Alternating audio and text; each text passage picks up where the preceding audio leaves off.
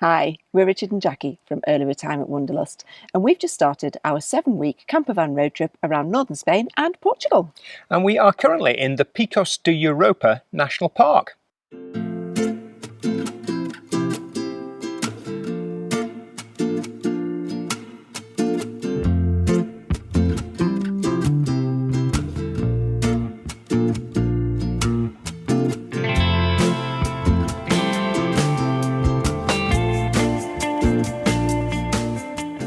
Hopefully you'll have seen our previous video where we took the ferry from Portsmouth down to Santander, and we arrived ridiculously early on a Sunday morning. So we spent the day exploring around Santander. Take a look and see what we got up to.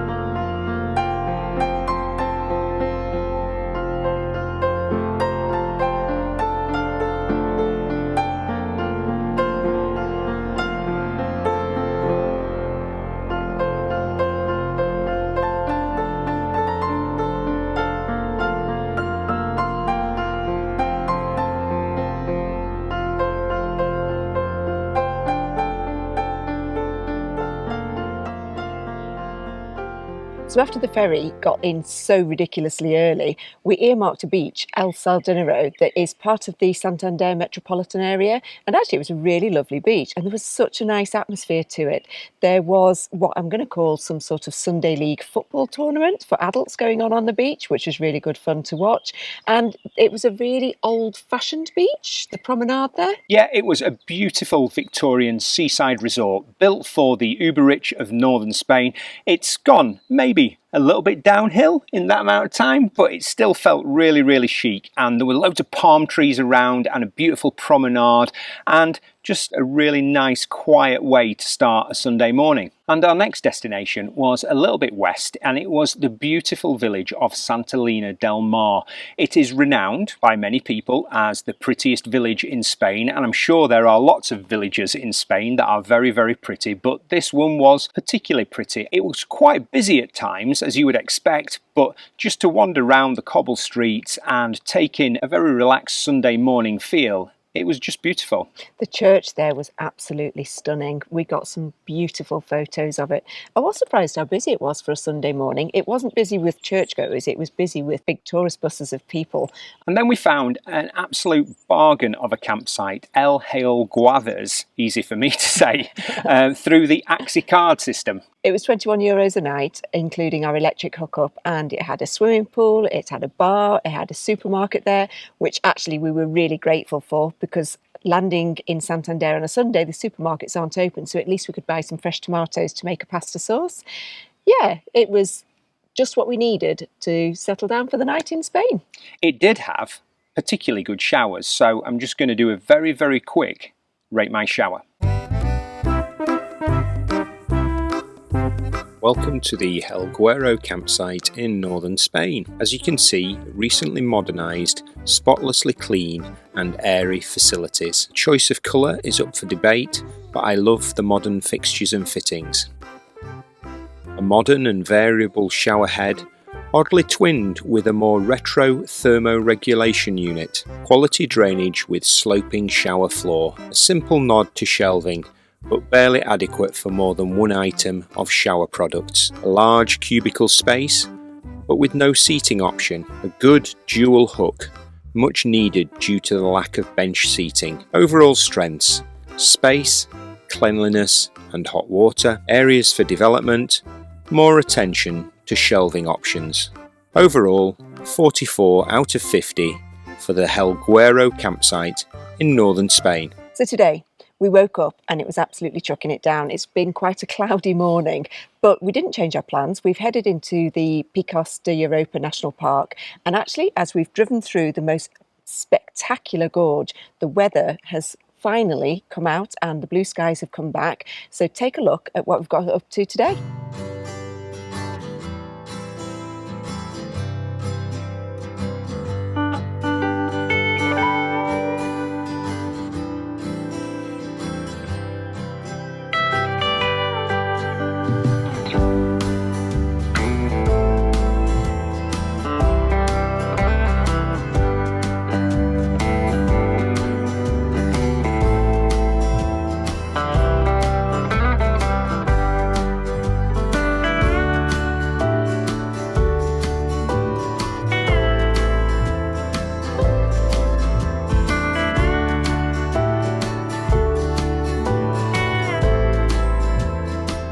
Morning. Morning. So it's a Monday morning, and what else do you do on a Monday morning than when you're in Spain? Well, when you arrive on a Sunday and all the shops are closed and you can't bring any food on the ferry with you, you have to go supermarket shopping.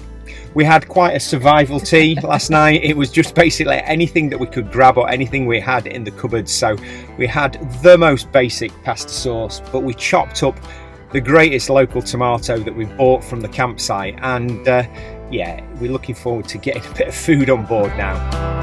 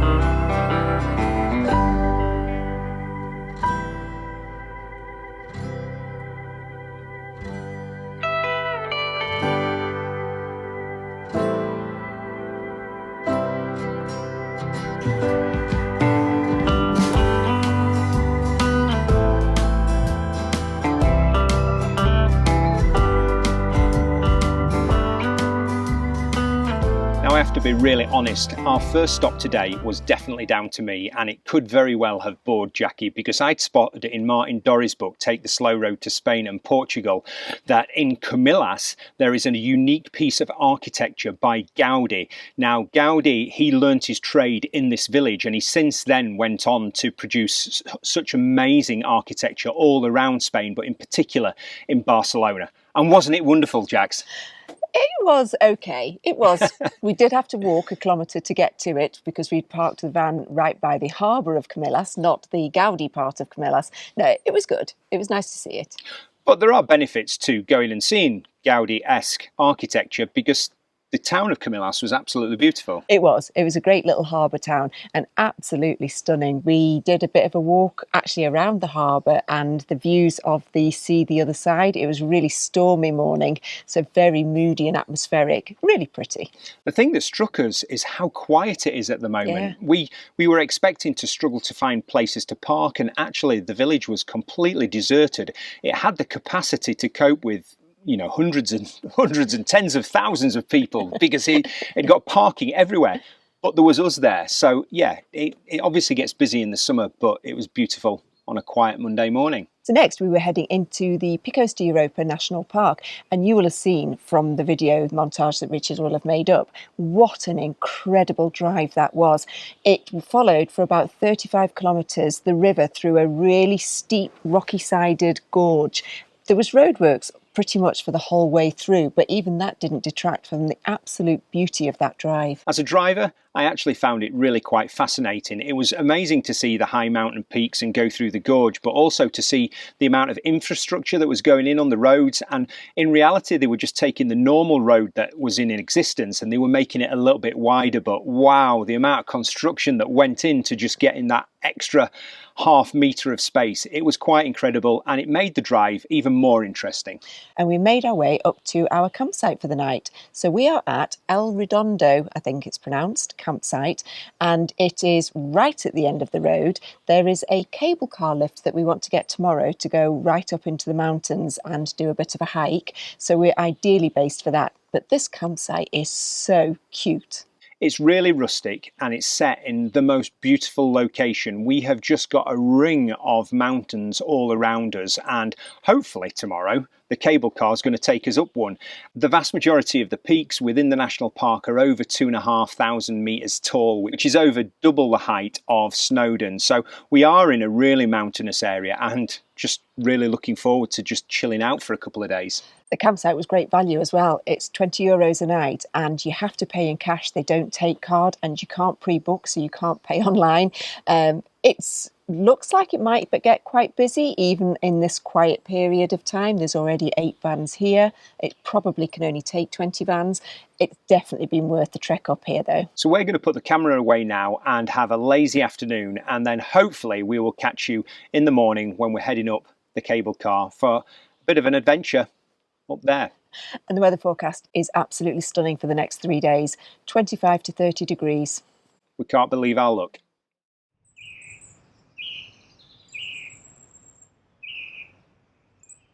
Sometimes on your travels, you just stumble upon places like this. And to be honest, we owe Martin Dorry and his book a great deal of thanks for this. It's a hidden away campsite, and just wanted to share with you what it's like on a morning. We've got clear blue skies around, surrounded by mountains. It's so quiet, apart from me wandering around chatting to the camera. And the sun's just coming up, and we're getting ready for a big day in the high mountains. And it doesn't get much better.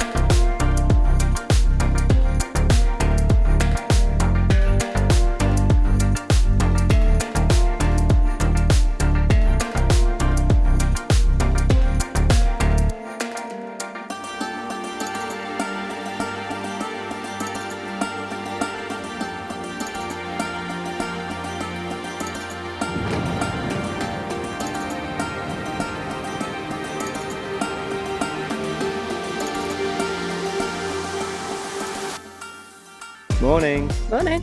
What a morning. We have just got the telecabine up from Fuente Day, and it was €13 one way. Absolutely fantastic value. But the fact is we've got to walk down now, so It's a 14-kilometre walk back down to the village. I say a village. There is a telecabine there and a restaurant, and then there's our campsite, and that's it. But it is just beautiful. Very, very similar to when we were in the Dolomites last summer. Just huge rocky crags behind us. If Richard lowers the camera, I'm sure you could get a view. and what I'll do is I'll put a link somewhere on the screen to our Dolomites video, because the likenesses are quite uncanny, including the weather and including just the absolute desolation. There seems to be no one here. No, when we came yesterday to do a bit of a recce at the telecabine down at the bottom, you couldn't actually see the tops. They were covered in cloud. So I think we definitely chose the right day to come up. We were on the first lift out, so we were one of the first people to do our hike down to the bottom again.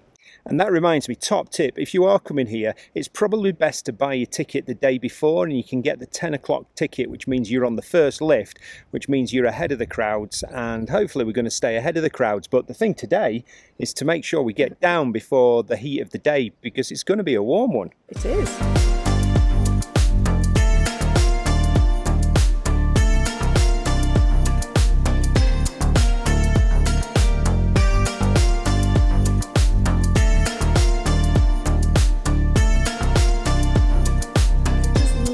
View behind me. It is just awesome, and if I was ever to win the lottery and buy a house in the mountains, that would be the house that I want to buy. So what's in your bocadilla, Jackie? I've got a lovely queso e jamon with tomato and cucumber, because I don't know what they are in Spanish. Have you got the end bit of the bread, or has Richard got the end bit of the bread? I've got the nice fluffy bit that's got no edges on it. That'll teach me not to make the sandwiches.